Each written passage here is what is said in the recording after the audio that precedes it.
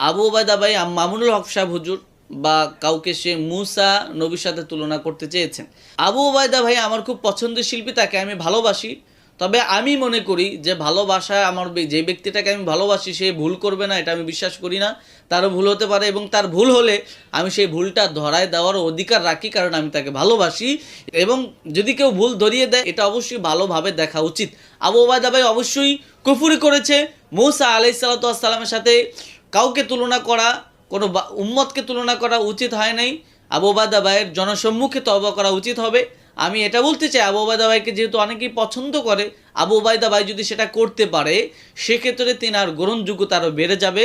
কারণ ভুল মানুষেরই হয় এবং ভুল থেকে যারা তওবা করে উইথড্র করে নেয় তারা ভালো মানুষ, আর যারা এটার প্রতি আরও কঠোর জোরদার করে থাকে তারা কখনোই ভালো নয়। এবং আমরা সঙ্গীত গাইতে গিয়ে কখনই এরকম বাড়াবাড়ি করব না, কখনই আমাদের নিজেদের পছন্দের আলেম ওলামা বা পীর বা অন্য কাউকে কখনই কোনো নবীর সাথে বা আল্লাহর সাথে কখনই তুলনা করব না। এগুলো কুফুরি, এবং ভালো করতে গিয়ে যদি আমরা কুফুরি করে ফেলি এটা তো উচিত নয়। আবু ওবায়দা ভাইকে আমি অনুরোধ জানাবো, ভাইয়া প্লিজ আপনি এটা উইথড্র করে নেবেন।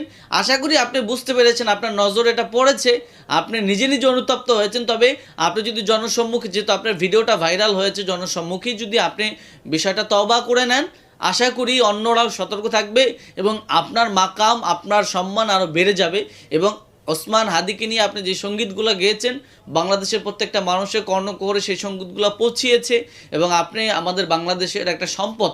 আমি আপনাকে ছোট করতে চাই না, তবে আপনি ভুল করেছেন, কুফরে হয়েছে, এটা অনেক বড় অন্যায় হয়েছে। এটা আমি মনে করি আপনি নিজের উপর অনেক বড় জুলুম করেছেন। আশা করি আপনি প্লিজ তওবা করে নেবেন।